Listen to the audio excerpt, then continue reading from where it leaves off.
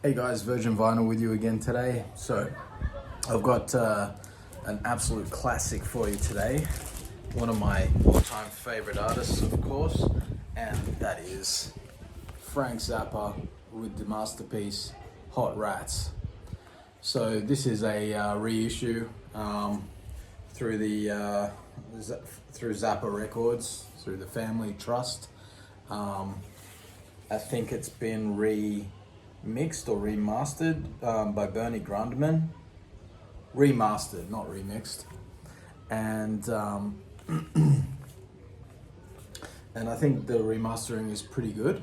Sounds pretty good to me. I can't hear any really major difference there from the old CD version that I had. When did he do the remastering? 2008. So yeah, so my CD was from before that. A long time before that. Was from I bought it in the 90s. My original CD of Hot Rats. So I guess that was the original master. It sounds pretty damn good to me.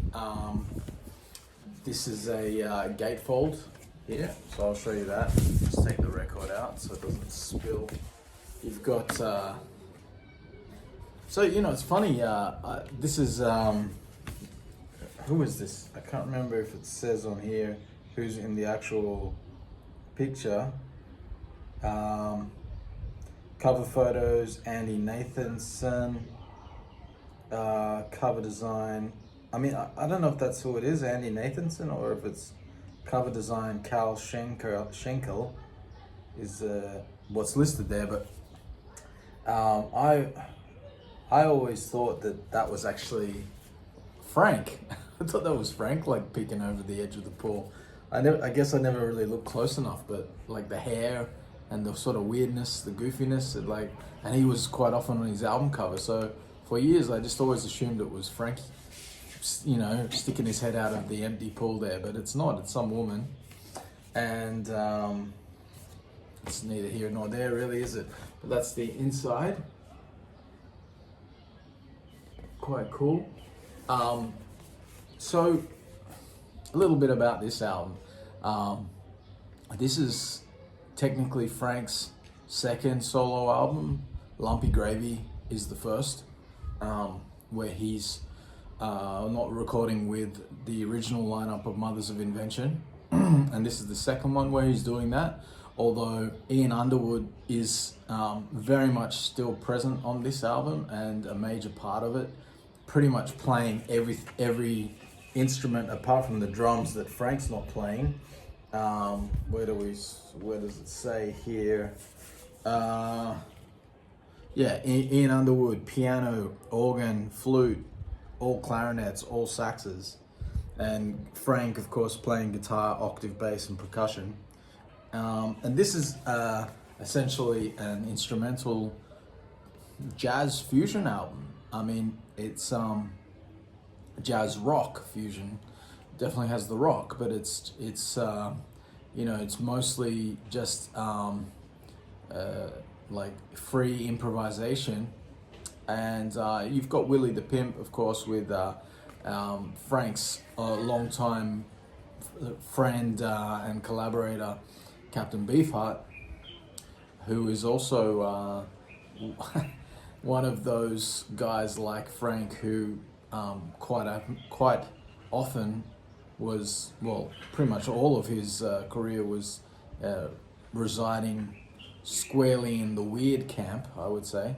Like, some of Captain Beefheart's material I can enjoy, but it's not stuff that I'm like rushing to, not like with Frank, because I think with Frank, even though sometimes he does go down that sort of goofball weirdness, you know, satirical, tongue-in-cheek, kind of dated humor in many ways, like, but very, very much like a social commentary kind of thing, or poking fun of the counterculture with his own kind of creating a counterculture to the counterculture. Some of that can be really interesting, but the thing that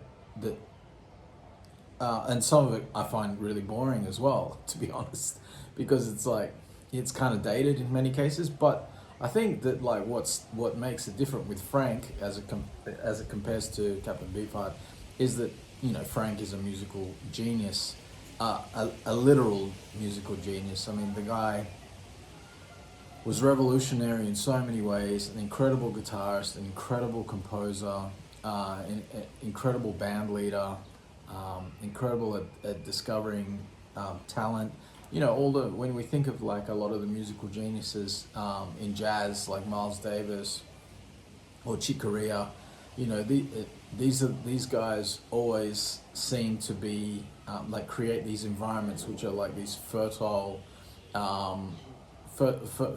grounds for exposing other musicians, other great genius musicians to the world, and so Frank definitely was like that as well. He had so many amazing players over the years in his bands. On this album, it's like I said, it's mostly him and Ian Underwood. You have also there is a guest appearance by Jean-Luc Ponty, I believe, on this album as well. You got Ron Selico doing the drums on Peaches on Regalia. Max Bennett playing bass on Willie the Pimp, Son of Mr. Green Jeans, Little Umbrellas, the Gumbo Variation. So he plays bass on most of it, except for on Peaches on Regalia, which is Shuggy Otis.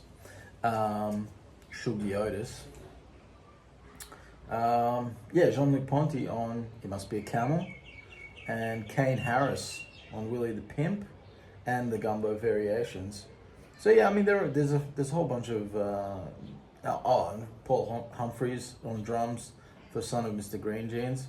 So yeah, you've got like a bit of a sort of cast of characters as well. But this sort of predates his sort of like classic bands of the 70s that came after soon after that, or a few years after that, and yet it's absolutely incredible, this album. It's like this sort of psychedelic, mind warping, like hallucination inducing kind of weird wacko jazz rock fusion. And I mean, so much of Zappa sort of can fall into that, and that's what I love about him, is the fact that he's so unique. There's just nobody. Even it's interesting. Like a lot of the guys I talk about that changed the game would go on to influence a whole sort of range of copycats that would sort of go on and keep that thing kind of alive. When you look at sort of like the guitar virtuosos and stuff like that, like Yngwie Malmsteen creates this sort of neoclassical shred, and then everybody's doing that in the 80s and going forward. It becomes a ubiquitous almost. Same with Eddie Van Halen, like the tapping stuff and everything, and his innovations, everybody starts copying that, and there's a whole bunch of people who can sort of do that.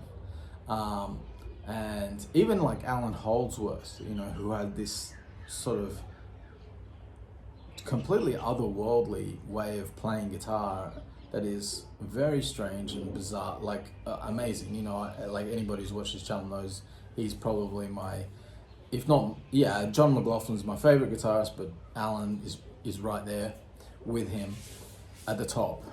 Just for what I think is my personal favorite, and for me what feels like the most groundbreaking and innovative.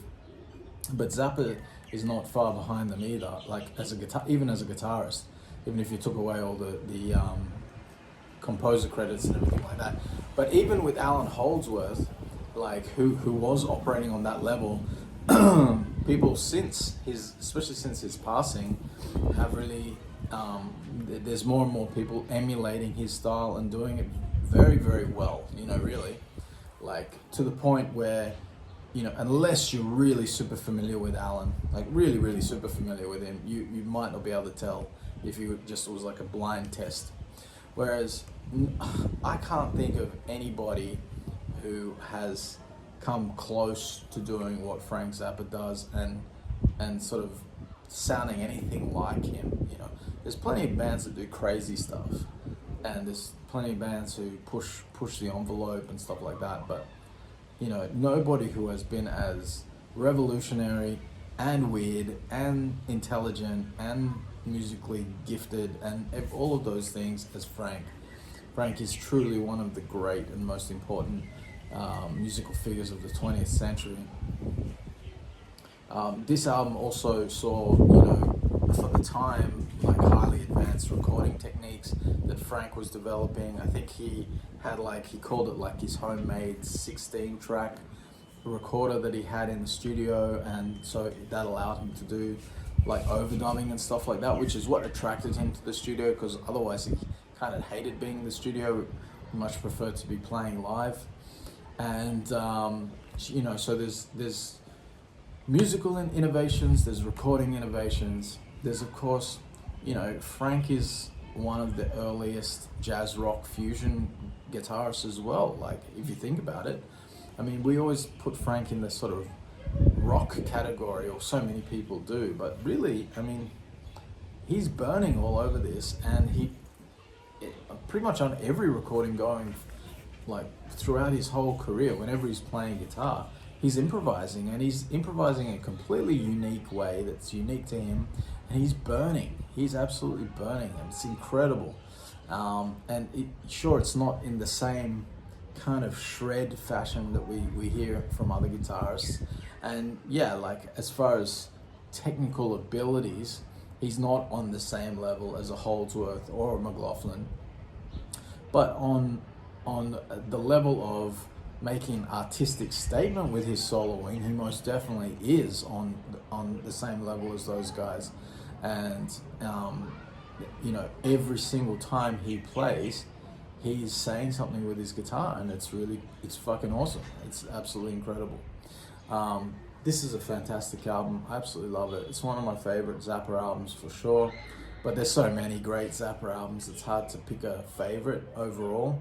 But this would be in my top 10 for sure, you know. And when you know, everybody knows, Zappa knows that there's like, actually I'm not sure of the number, official albums. I think there was something like 60 or 70 albums, official albums, and since his death, I think there's been like another 50 or something, or some crazy shit like that. And there's all this stuff, untouched stuff in his vaults as well of his house. So who knows what will eventually be the finish point with Frank Zappa and his music, who knows. Anyway, really happy to get this on vinyl. It's a masterpiece, it's a landmark album, it's groundbreaking, and it's one of his coolest, I think, as well. Like just the grooves on this thing, like, and you know, okay, let's look at the songs. Peaches on Regalia, it's this awesome sort of fanfare thing, which Frank is really good at. I think it's one of his best ones. It's incredible. It's an incredible arrangement, incredible piece of music. Then you got like Willie the Pimp, which is just such a sick groove, you know, it just sits in this fucking cool groove and just marinates in it for such a long period of time. Son of Mr. Green Jeans is another incredible piece. The whole thing, man, the whole thing is just incredible. I love everything on this. Great album. All right, guys, well, that's it for today. Hit the subscribe and hit the like button, and let me know what's your favorite Frank Zappa album and what you think of Hot Rats. All right, guys, I'll see you later. Bye.